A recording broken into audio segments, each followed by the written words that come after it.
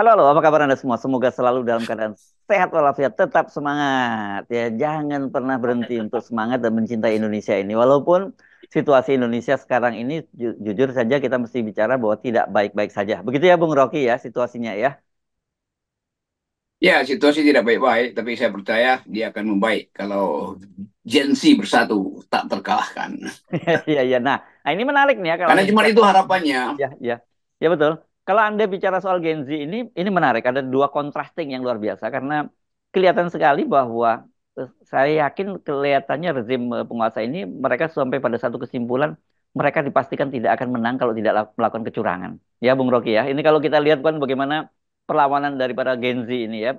Dan kita tahu kemarin ada mulai pengerahan aparatur negara seperti di Takalar yang sekdanya juga melakukan mobilisasi di Kota Medan dan ini sekarang ada video-video dari eh, apa perangkat desa di Kabupaten Rembang nih di Jawa Tengah. Nih kalau saya cek ini wilayah PDI bukan, oh ternyata bukan. Ini bupatinya adalah P3. Jadi ini menarik juga karena P3 kan sebenarnya sekarang berkoalisi dengan dengan PDIP gitu. Kenapa juga dilakukan tegak lurus ini kan kayak kebulatan tekad gitu ya, Bung Rocky. Sementara gerakan dari Gen Z ini menggila, videotronnya yang di take down di Bekasi dan di mana di Jakarta itu malah bermunculan di berbagai kota gitu. Ya, pada akhirnya kita percaya bahwa generasi itu tumbuh dan mereka tumbuh dengan jalan pikiran sendiri itu. Gen Z ini anak-anak muda yang memperhatikan politik, makin terkait, terhubung, dan berupaya untuk menggali sendiri informasi itu. Mhm. Dan itu yang menyebabkan mereka tidak memerlukan tutorisasi, nggak memerlukan kakak pembina tuh.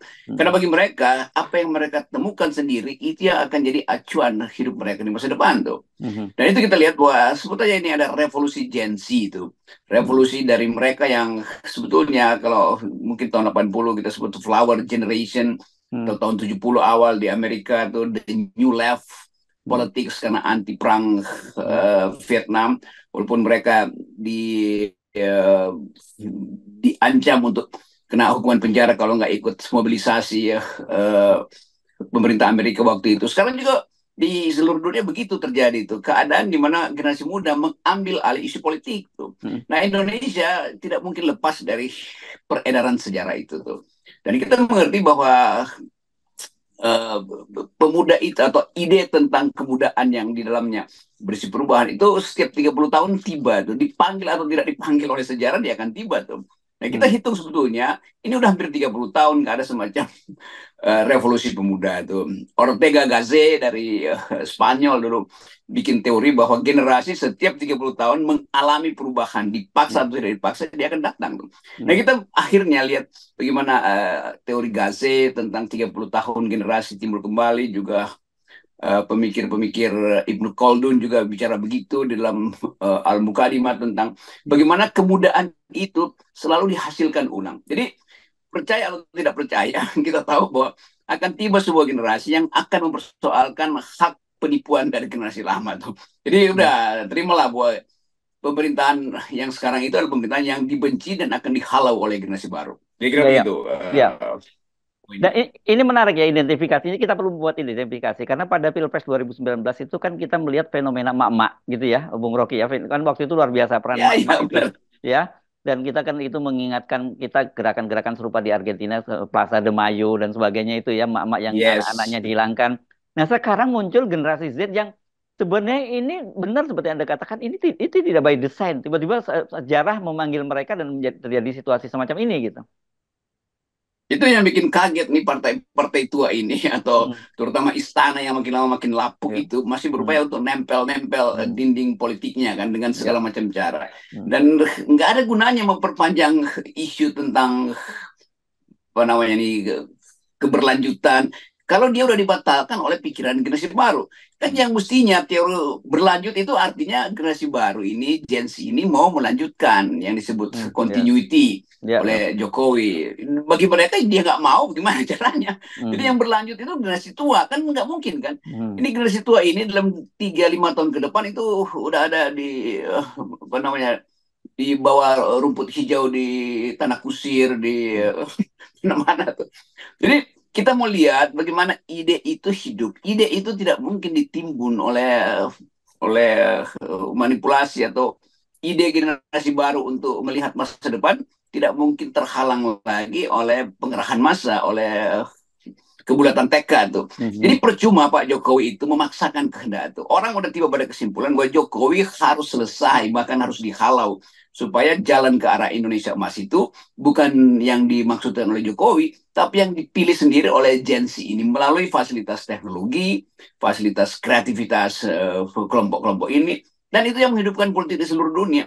Kan gejala ini udah kita pelajari sejak 1 dekade ini, bagaimana anak-anak muda itu, terutama misalnya di Prancis itu, berupaya untuk memaksimalkan politik dukungan pada Presiden Prancis siapa kemarin yang Macron, Macron. Macron dan Hmm. juga Kanada begitu, Justin terpilih. Jadi semua hal yang kita percaya sebagai riset akademis akhirnya tiba di Indonesia juga tuh. Nah Hmm. Jokowi dan gengnya ini nggak ngerti. Masa yang ngomong-ngomong tentang politik keberlanjutan masih Muldoko, Hmm. masih Hmm. siapa Wiranto atau siapa itu. Kan nggak ada gunanya bagi mereka kan. Anak-anak muda ini menganggap ini ngapain ya keberlanjutan, orang yang udah lanjut masih mau lanjut juga kan. Nggak ada Ya, ya, akalnya kan. ya, ya. Ini yang kita selalu sebut sebagai istilah perubahan sosiologis atau sunatullah gitu ya dalam bahasa agamanya ya, Bung Rocky ya. Ya betul. Jadi ada semacam rumus dasar yang disediakan oleh alam semesta supaya generasi itu tumbuh. Jadi Hmm. nggak mungkin menahan generasi. Itu sama seperti menahan musim semi. Nggak mungkin. Hmm. Dia musim semi bisa ditahan dengan menghancurkan taman, tetapi kembang itu tetap akan tumbuh Hmm. dimanapun tuh kan. Hmm. Dasarnya adalah hidup ini berubah dan evolusi manusia itu setara dengan evolusi sejarah. Apa yang kita yakini sebagai perubahan itu bukan karena didesain, tapi memang kemestian alam. Nah, itu Hmm. kita sebut sebagai hukum-hukum alam atau dalam bahasa agama itu sunatullah tuh. Jadi Hmm. dasar-dasar itu sama sekali tidak dimengerti ketika Jokowi rapat keluarga untuk memastikan bahwa Gibran 2024 wakil presiden, 2009 dia presiden. Nanti Ya. wakil presidennya ada Kaisang. Setelah Kaisang, ETS segala macam. Jadi Jokowi berpikir bahwa generasi itu adalah generasi dia Ya, dalam ya. 30 tahun ke depan. Nah, sekarang diperlihatkan atau dibantah langsung oleh alam semesta bahwa tidak begitu. Hmm. Ada generasi yang tumbuh dengan idenya sendiri. Selamat datang Gen Z, walaupun mereka sekarang masih berkeliaran di gerobak-gerobak truck Apa? food apa Ya, food ya. truck apa. Takut ya. Food truck, ya, ya. Nah, ini juga juga menarik dan ini tuh rupanya diidentifikasi oleh oleh teman-teman BEM ya, karena kemarin berkumpul juga teman-teman BEM itu BEM UI, BEM UGM, BEM ITB dan juga BEM Paramadina membuat mereka menyebutnya sebagai forum anomali begitu ya. Dan mereka itu tuh ya tidak mendefinisikannya sebagai sebagai anak muda, tapi kaum muda. Karena menurut mereka banyak sekali anak-anak muda juga yang nggak berpikirnya seperti kaum muda ini. Saya kira Gibran meskipun dia usia yang muda tidak diakui sebagai sebagai kaum muda. Dia hanya anak muda secara ya secara tanggal lahir gitu ya. Secara ini dia anak muda, tapi dia bukan kaum muda. Nah ini istilah juga istilah bagus, anomali, hal yang Hmm. udah lama Hmm. kita nggak dengar. Ya. Bahwa ada pembalikan, ada sesuatu yang tidak mengikuti hukum itu. Kita Hmm. nggak tahu yang dimaksud anomali mereka, karena anomali itu kan semacam sikap oposisi itu. Hmm. Tapi sekaligus kita mengerti bagaimana mereka menemukan istilah itu kan, anomali itu. Dan kita senang bahwa mereka ternyata menguasai khasanah ilmu pengetahuan tuh. Hmm. Pembalikan, kalau apa namanya, semua hal yang dipanaskan dia akan Hmm. apa namanya mencair, tapi ada metal yang kalau dipanaskan justru membeku tuh. Demikian Hmm. juga sebaliknya tuh. Jadi pembalikan ide ini itu yang memungkinkan dialektika tumbuh terus. Jadi kita diasuh sebetulnya diam-diam oleh semangat anak-anak muda ini, BEM, anak-anak Gen Z yang berupaya untuk memberi harapan kembali, dan itu yang memungkinkan orang seperti Gibran itu tersita juga dia, karena dia ingin mewakili mereka ini, tapi mereka bilang enggak, kami anomali dari Anda loh, walaupun usia kita setara, tapi pikiran Anda itu pikiran kusut, pikiran yang kumal, kira-kira begitu. Kami pikiran fresh tuh. Jadi pikiran-pikiran Gibran itu dianggap kumal, itu kira-kira begitu, apa obsolete itu, udah laku itu kan. Kenapa? Karena ingin melanjutkan kan, sialnya begitu kan. Jadi semua hal yang bersifat melanjutkan itu pasti tidak tidak memungkinkan ada pertumbuhan baru kan. Itu yang saya kira mestinya juga semacam Pak Kapolri masih pakai istilah apa pelanjutan, Estafet, apa disebut estafeta. estafet. Ngapain Ya. estafet? Ada Hmm. break di mana-mana itu. Jadi sebetulnya radical break itu dimungkinkan karena Gen Z ini akhirnya menemukan jalan mereka sendiri. Kami akan menulis sejarah kami sendiri di luar apa yang ingin diinginkan oleh Jokowi misalnya. Jokowi bilang generasi emas 2045. Iya, tapi bagi mereka generasi emas itu yang mereka maksudkan sendiri, bukan yang Hmm. dibayangkan oleh Jokowi yang Ya, akan ya. berumah di IKN. Ya, ya. Dan mari kita buat semacam identifikasi ya, Bung Rocky, untuk membedakan antara generasi-generasi lama ini, generasi kolonial dengan generasi digital ini ya. Kan kelihatan sekali polanya yang seperti kita bolak-balik singgung, mereka masih menggunakan textbook lama. Textbook lama itu apa sih? Mobilisasi, ya, kemudian kebulatan tekad, kemudian politik transaksional. Karena ini mereka-mereka ini dengan mudah kita kita pastikan bahwa ada transaksional, apakah itu berupa uang atau berupa iming-iming jabatan, diangkat jadi PNS dan sebagainya. Sementara generasi Z ini sekarang mereka justru partisipatif.